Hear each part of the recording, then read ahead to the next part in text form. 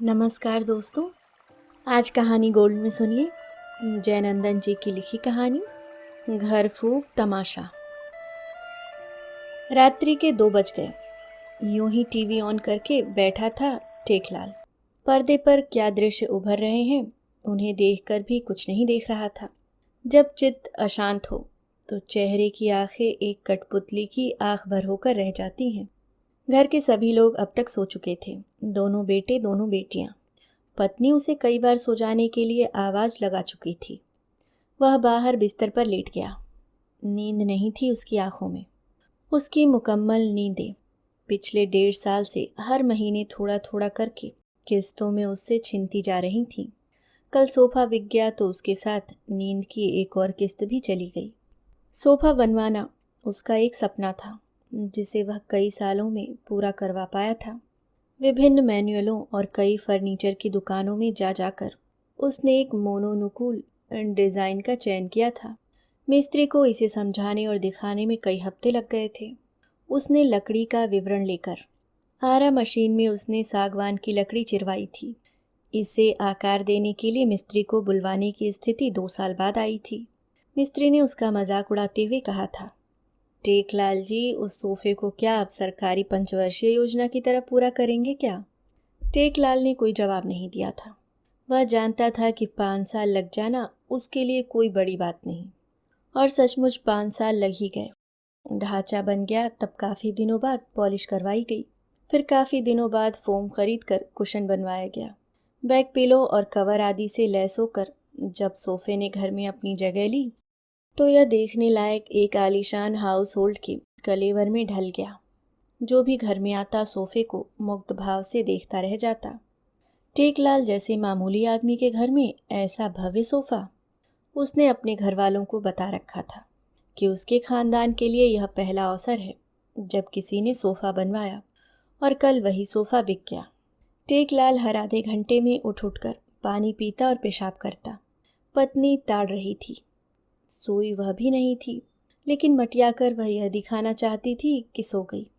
अचानक कमरे की बत्ती जल उठी। बड़ा लड़का सामने खड़ा था। पापा, मैंने देख लिया, आप अब तक जाग रहे हैं। माँ भी सिर्फ सोने का दिखावा कर रही है। आखिर कब तक आप लोग जागते रहेंगे? अरे भाई, मैं तो सोया ही हुआ था, अभी अभी तो पानी पीने उठा हूँ। आज मैंने आपका झूठ पकड़ ही लिया पापा। जिस सोफे को आपने बेच दिया उसके आकार लेने की कहानी मेरे मन में कल ही से आगे पीछे हो रही है। नींद तो मुझे भी आज नहीं आई। पापा, आखिर ऐसा क्यों है कि हमारी किस्मत दूसरों की मर्जी पर डिपेंड करने लगती है? दूसरों के किए की सज़ा हमें भोगनी पड़ती है। चंद लोग मूर्खता और नालायकी करते हैं और उससे त्रस्त पूरा देश हो जाता है। आखिर ये कारखाने बंद क्यों हो रहे हैं? इस घर फूक तमाशे का कौन जिम्मेदार है? आपने तो किसी का कुछ नहीं बिगाड़ा। कोई जवाब नहीं था टेकलाल के पास। उसने कहा, इसका जवाब अंतर्राष्ट्रीय मुद्रा कोष, विश्व बैंक और अमेरिका के सिवाय शायद इस देश में किसी के पास नहीं है बेटे। हमने तो देख ही लिया है कि भिन्न विचारों वाली कई सरकारें आईं गईं। किसी से यह घर फूक तमाशा रोकना संभव नहीं हुआ। खैर, इस मुद्दे पर मुझे अकेले शोक करने दो और तुम अपने लिए कोई नई युक्ति निकालो। मुझे उम्मीद है कि तुम कोई नौकरी अवश्य ढूंढ लोगे।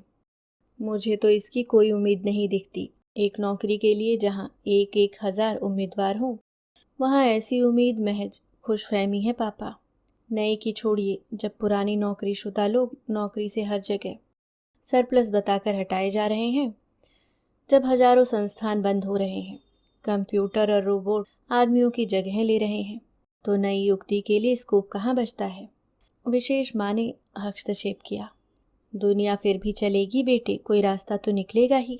तुम्हें अभी से ज़रा सा भी निराश नहीं होना चाहिए। हमारे आगे जीने का आधार तो तुम्हें ही बनना है। चलो अभी हम सो जाएं। टेकलाल जानता है कि कहना आसान है, किंतु खुद को भी समझाना इतना आसान नहीं होता। वह अपनी ही हालत ज़रा भी सामान्य नहीं कर पा रहा है। समय काटे नहीं कटता है, जैसे दिन रात की मियाद बरस भर लंबी हो गई हो। टेकलाल को लगता है कि इसी गति से वह बूढ़ा भी होने लगा है, अर्थात एक दिन में उसकी आयु 1 बरस कम होती जा रही है। एक आयु की ढलान ही है कि बहुत तेजी से बढ़ रही है। बाकी तो सब कुछ रुक ही गया है। बच्चों की पढ़ाई, बीमारी का इलाज, ब्याह शादी, जिंदगी की हंसी खुशी और शौक लुफ्त, बल्कि यह सब कुछ रुक गया है। इसलिए आयु और भी तेजी से हाथ से फिसल रही है। और ये सारा कुछ इसलिए रुक गया है कि उसका कारखाना रुक गया। यह कारखाना स्टील वायर प्रोडक्ट लिमिटेड, जो अब तक अरबों कील कांटी बना चुका होगा, और अब उन कील कांटियों पर कितना कुछ अब भी टिका होगा, कितना कुछ हटा होगा। लेकिन आज यह कारखाना खुद ही बेकील हो गया। नट बोल्ट और वायर रड भी इसके मुख्य उत्पाद थे।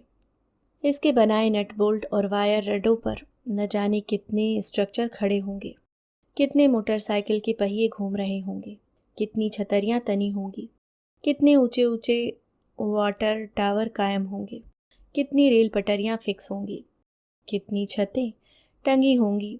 किंतु आज उन मूलभूत उत्पादों का निर्माता खुद ही न टिका रह सका। दूसरों को थामने का जरिया उपलब्ध कराने वाला खुद ही थमे रहने के लिए जरिए का मोहताज हो गया। यह कैसी विडंबना है। बताया गया कि करोड़ों रुपए की बिजली का बिल बकाया हो गया था। लाइन काट दी गई थी। प्रबंधन की ओर से कहा गया कि माल नहीं बिक रहा, विदेशी माल से बाजार अटा पड़ा है। इनके सामने माल बिकता भी है तो घाटे के सौदे पर। घाटा बढ़कर अब एकदम बेकाबू हो गया है। कारखाना चलाने से ज़्यादा फायदेमंद है इसका न चलना। सभी मजदूर और यूनियन के लोग हैरान हैं।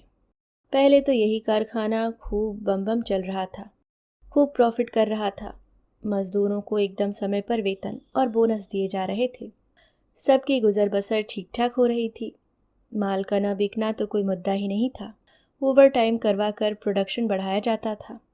ग्राहकों की मांगें फिर भी पूरी तब भी नहीं होती थी। यूनियन किसी जिद को लेकर एक दिन भी हड़ताल की धमकी देती थी तो प्रबंधन में अफरा तफरी मच जाती थी कि सारा संतुलन बिगड़ जाएगा। आज कैसा वक्त आ गया है कि मालिक स्वयं कारखाना बंद कर देने में अपना भला समझ रहा है, जबकि यूनियन चाहती है कि यह किसी भी शर्त पर चलता रहे। लेकिन यूनियन का कुछ भी नहीं चल रहा। इस समय सबसे नकारा और अस्त्रहीन संगठन कोई बना है तो वह है यूनियन। न इसे सरकार का समर्थन है, न अदालतों का। बंद को अब मालिक ने अपना अस्त्र बना लिया है और वह इसके लिए उपयोग के लिए एकदम आज़ाद है। टेकलाल रोज किसी न किसी फैक्ट्री के बंद होने की खबर अखबार में पढ़ लेता है। अब तक देश की चलने वाली हजारों फैक्ट्रियां बंद हो गईं और लाखों कामगार बेरोजगार हो गए।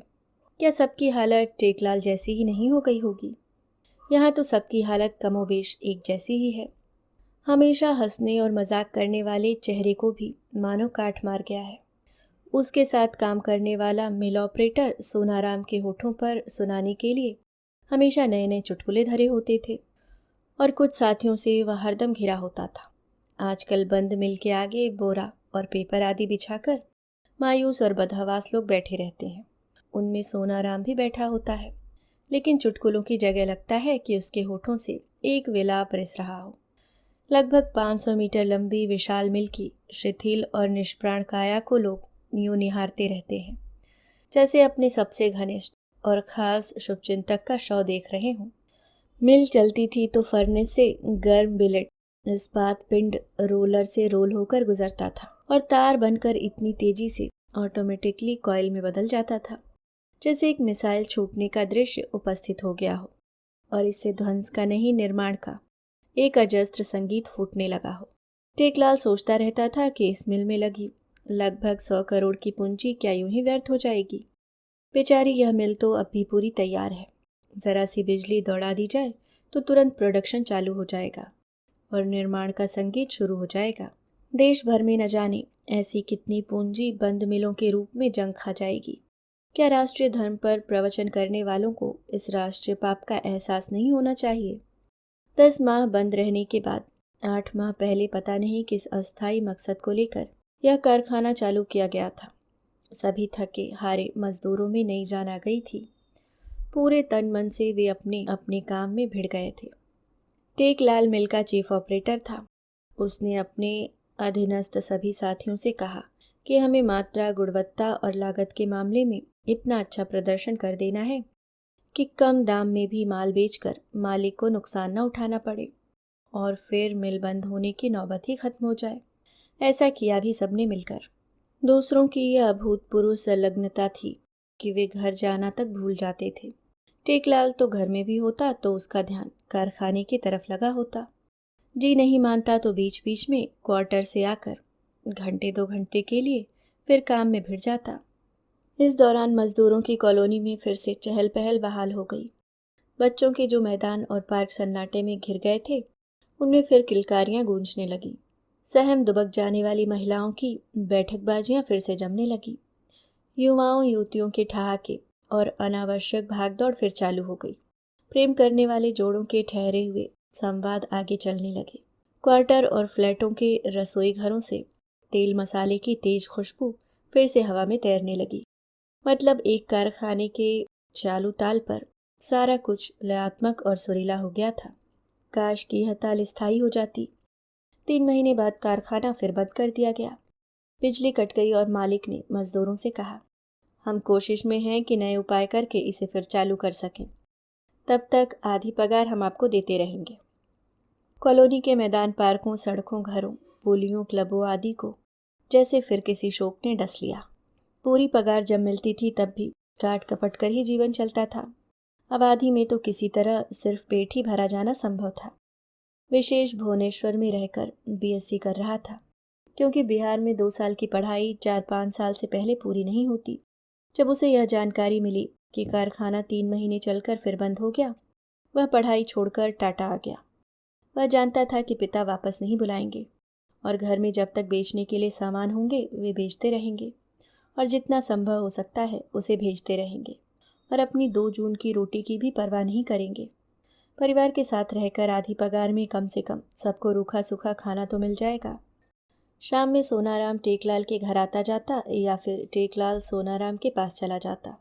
मुसीबतों के 2 सहयात्री नए उपजे अपने दुखों की गुत्थियों को सुलझाने की नाकाम कोशिश करते और अपनी उदासी पहले से कुछ और बढ़ा लेते। एक दिन सोनाराम ने बताया, मेरी बिन ब्याही बड़ी बेटी गर्भ से रह गई और कल वह यह कहकर चली गई कि मैं जा रही हूँ बाबूजी। यहाँ आपकी कई मुसीबतों के ऊपर एक बड़ी मुसीबत बनकर मैं नहीं रहना चाहती।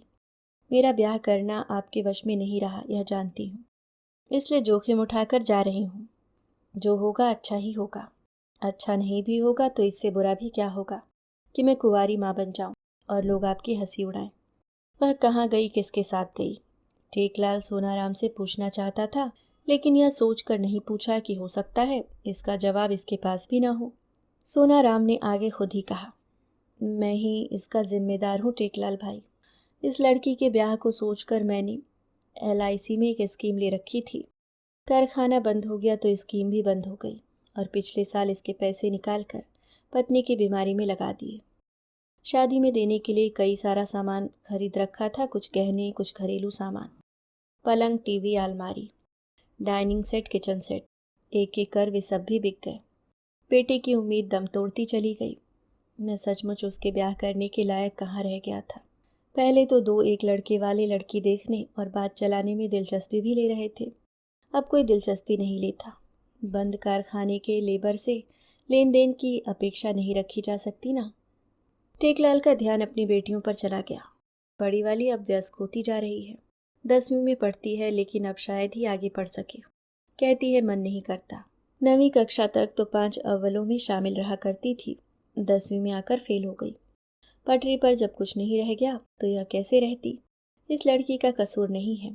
और छोटी लड़की को बड़े शौक से अंग्रेजी स्कूल में दाखिला दिलवाया था। 7 साल पढ़ी वह वहाँ।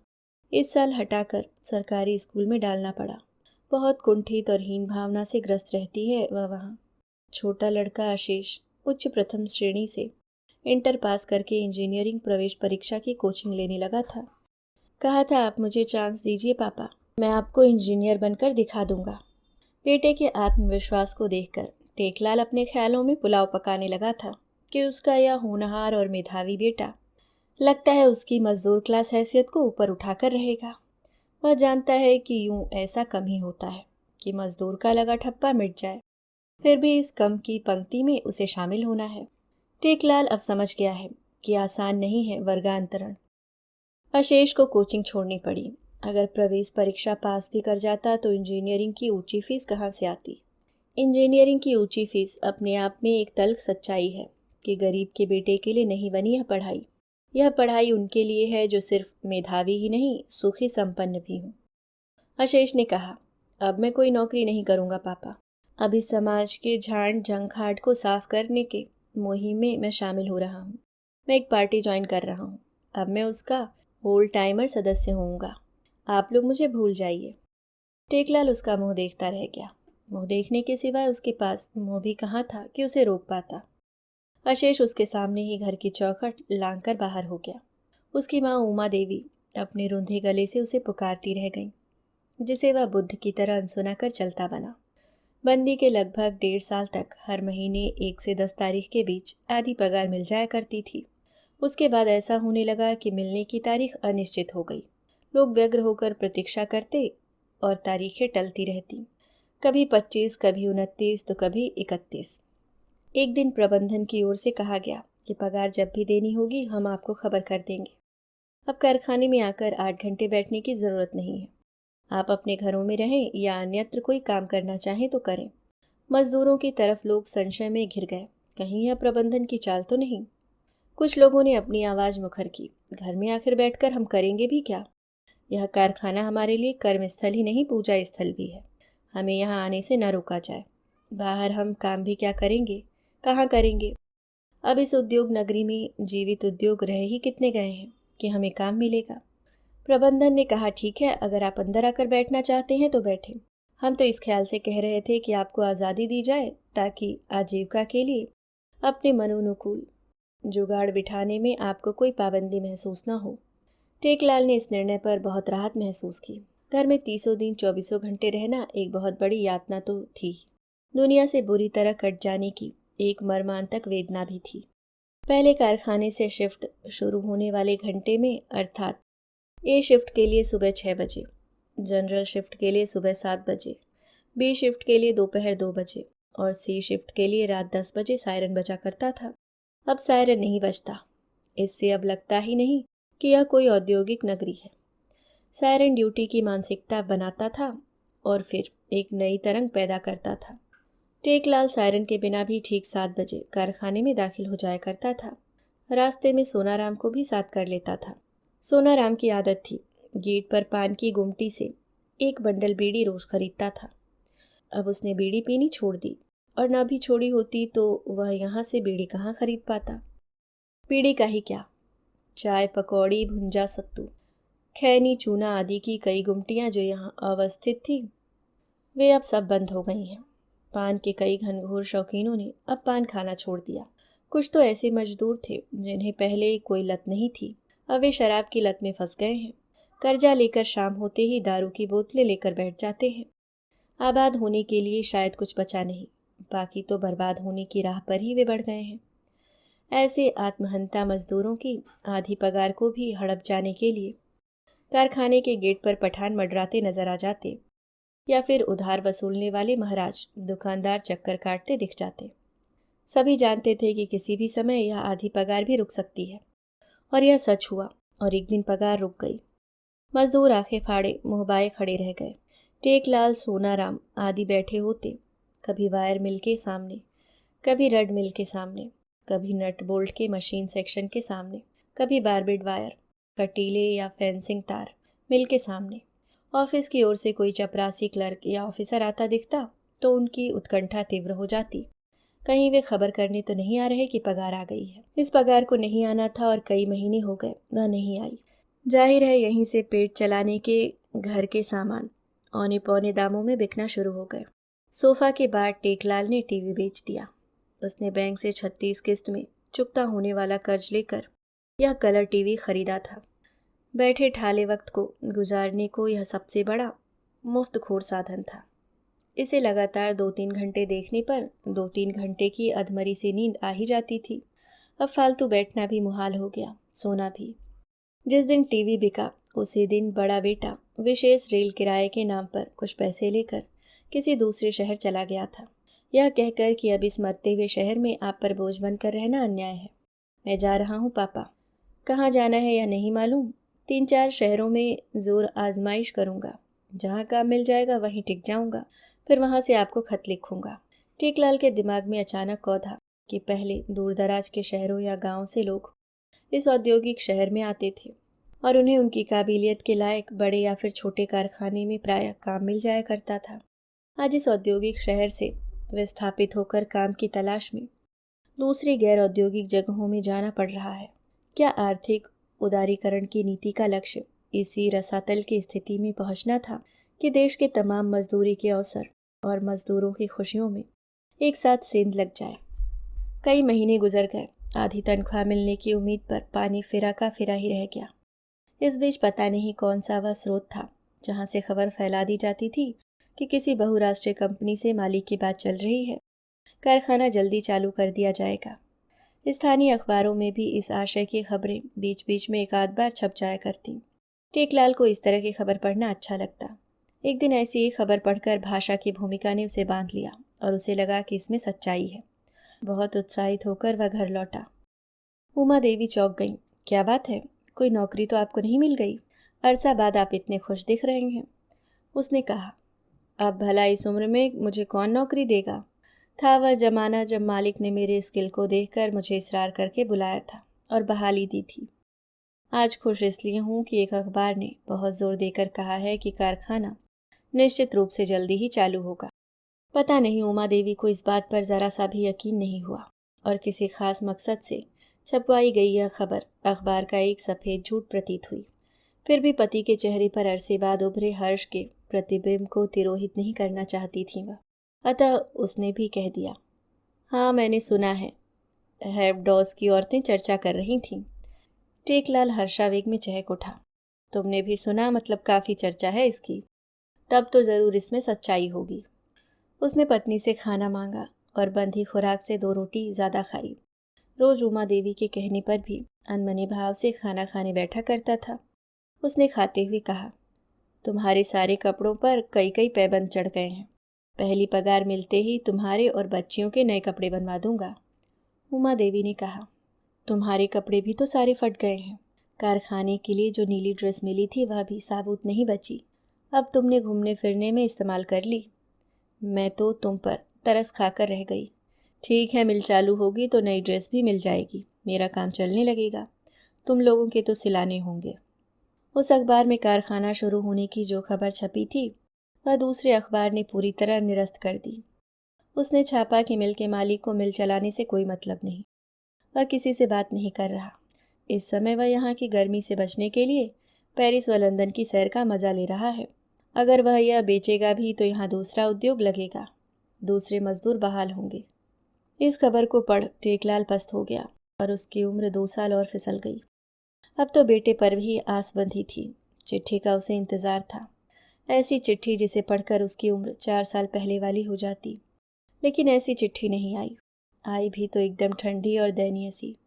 आप लोग मेरी चिंता न करें, मैं मुंबई में हूँ और ठीक ठाक हूँ। टेकलाल को लगा कि शायद उसे कोई काम मिल गया है। अगली बार ज़रा गर्मजोशी से लिखेगा। मगर अगली बार भी उसने ऐसा ही लिखा, मैं ठीक हूँ, आप लोग मेरी चिंता न करें। टेकलाल झुंझला गया। अरे भाई, ठीक हो तो क्या ठीक हो? क्या कर रहे हो यह क्यों नहीं बताते? एक दिन सोनाराम ने दबे स्वर में एक राज खोलने की तरह कहा, टेकलाल भाई, टीवी नहीं होने के कारण आपने परसों का समाचार तो नहीं देखा होगा। मैंने सेठ की दुकान में देखा, असामाजिक तत्वों का एक गिरोह दिखाया जा रहा था जिसे पुलिस ने गिरफ्तार किया था। उसमें कुछ लड़कों से सवाल पूछे जा रहे थे। मुझे ऐसा लगा उनमें एक आपका बेटा विशेष भी था। एक बार की देह काँप गई टेकलाल की। अपने को संभालते हुए कहा, नहीं सोनाराम, ऐसा नहीं हो सकता। तुम्हें ज़रूर कोई भूल हुई है। मेरा बेटा गलत रास्ते पर नहीं जा सकता। कहने को तो कह दिया टेकलाल ने, लेकिन अंदर से एकदम विचलित हो गया। रात में नींद तो नहीं ही आती थी। 1 आध घंटे झपकी ले लेता था। इसी झपकी के दौरान उस दिन उसने एक भयानक सपना देखा।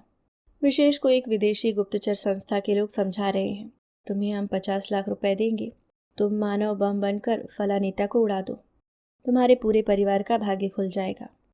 एक आदमी की कुर्बानी से अगर परिवार के लोग रातों रात सुखी हो जाते हैं तो सौदा क्या बुरा है। ऐसे भी आदमी परिवार को सुख देने के लिए जिंदगी भर किस्तों में मरता ही तो रहता है। फिर क्यों नहीं एक बार मर जाए। विशेष कहता है, हाँ मैं तैयार हूँ। नहीं नहीं, कहते हुए उठ बैठा टेकलाल। उमा देवी भौचक उसे देखती रह गई। उसने कहा, लगता है अपना विशेष किसी मुसीबत में फंस गया है। अगले दिन उसने तय कर लिया कि वह मुंबई चला जाएगा। अब यहाँ रहकर भी क्या होगा, बेचने को तो कुछ नहीं बचा। वहाँ वह विशेष का पता लगाएगा, मुसीबत में उसे उनकी ज़रूरत होगी। कई लोग इस कॉलोनी से जा चुके थे, अब टेकलाल जा रहा था। शेष लोग उसे कारुणिक मुद्रा में निहार रहे थे। जड़ से उखड़ने की टीस सभी परिवारजनों के चेहरे से झांक रही थी। घर का सामान 3-4 बक्से पेटी में अट गया। जब वह यहाँ आया था तो यही सामान ट्रक में लाना पड़ा था। सोनाराम उसे स्टेशन पर छोड़ने गया। भीतर से वह एकदम बेहल था। कैसे कटेगी अब उसकी दिनचर्या, किसे दिखाएगा अब वह मन के घाव। टेकलाल ने सोनाराम की हथेलियों को अपनी अंजोरी में भर लिया। जा रहा हूँ सोनाराम, बेटे को ढूंढूंगा। मुझे भी लगने लगा है कि मेरा बेटा ज़रूर किसी संकट में फंस गया है। वह अच्छी स्थिति में होता तो सब कुछ साफ साफ बताते हुए मुझे लंबा खत लिखता। मैं वहाँ जाकर तुम्हें अपना पता भेजूंगा। अगर कारखाना चालू हो जाए तो मुझे खबर करना भाई। सोनाराम को लगा टेकलाल अपने बेटों को ढूंढने नहीं बल्कि खुद भी सपरिवार मुंबई में खो जाने के लिए जा रहा है। अभी आप सुन रहे थे जयनंदन जी की लिखी कहानी घर फूक तमाशा।